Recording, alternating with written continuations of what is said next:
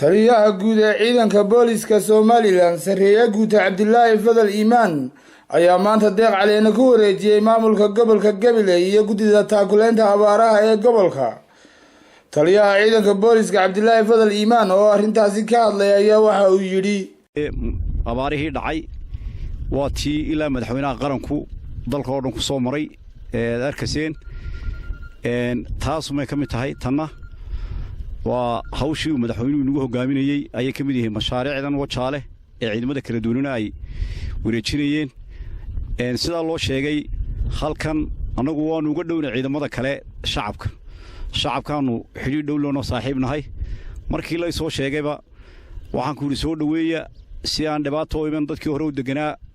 iyo dadka soo guuraaga anaga dejinta noo dheereed iyo kala habeentooda waxa inta dheer oo amar ku siiyay taliyaha xaruntan in dadka loo fasaxo si dhibaatada haysata aan uga qayb qaadano waa ka sheegay 13 daag 13 daag waa 52 lowd imakana mudana gudoomiye waxaan kugu wareejin doonaa horta halkan ciidan kala degan oo waa ciidan fardalayda oo iyaga laftoodu aan habeen iyo maalin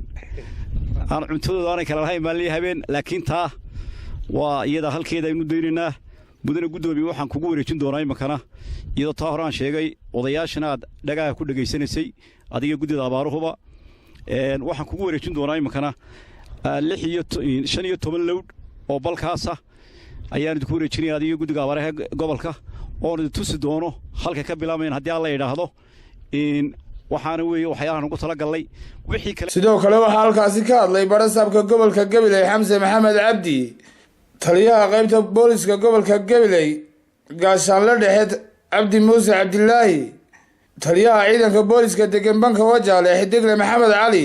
gudoomiye ku-xigeenka degmada Tog wajaale Mursal Nuux Ismaan tiradeedu ay dhantahay 15 lowd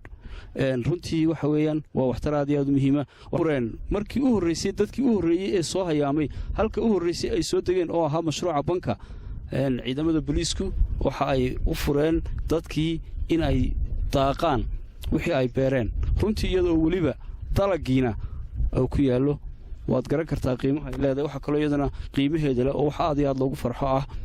booliiska iyagoo nabadgelyadii ka shaqeynaya oo hadhiya habeen heegan oo nabadgelyadii gobolka iyo tii dalkaba haddana inay inoogu dareen inay xoogooda inoogu beeraan waxyaabaha iminka aynu waxa weeyaan u adeegsanayno gurmadka abaaraha gobolada bari iyo waxqabadkeegina waa ciidanka booliisku way ka qayb qaateen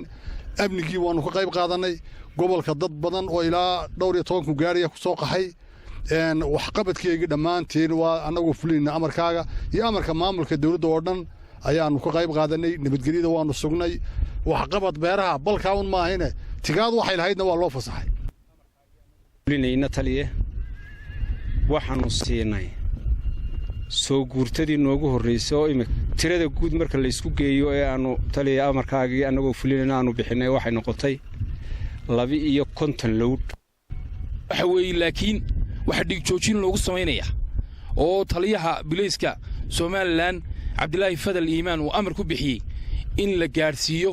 dadka magaranaysa soo kici kar waayay iman kar waayay gobolada galbeedka aad iyo aad baan ugu faraxsanahay waanu mahad celinaa saddexda ciidan ee degan banka wajaale siday uga qayb qaateen taakulaynta abaaraha bariga waxaynu ognahay abaartan waa abaar noo gudoomiyaha wareejinta ay 15 lowd nagu wareejinayaan iyagana aad baan ugu mahadnaqaynaa kamidihina haday tijaar tahay haday ciidan tahay wataanin waxayuunba wax laga qaadaya ilaa dadka waxa siiyo dhinaca kale dadkaasi ku soo qaxay banka wajaale ayaa ciidanka booliska uga mahad celiyay sida fiican ee ay u soo dhaweeyeen una dejiyeen dhul daaqsimeed fiican oo dhulku qoyan yahay haddaanay booliiskuna gacan qabanna meel lama degeen run ahaantii markii wixii ay hayeen tigaadaan dhamaynay balkii baa la anu waxa qabaa hadda lowd dhan 4 bal 4 lowd deeqdii ilaahayna waa sugayna waxna waa deeyay waxna waa kii weynaa ilaahay ka sugayna ilaahay mahadi reer baan ku soo qaaday gaari gobolka Togdheer baan ka soo qaaday gaarigaasi 16 saac gaariga la soo socday alxamdulillah waa lay dajay daaq baa lay siiyay digaa lay siiyay هو يقدر يحاولوا بحنا وضوح ليه اللي يواليس وعبد الرشيد سليمان موسى Somali Cable TV magaalada Gabiley.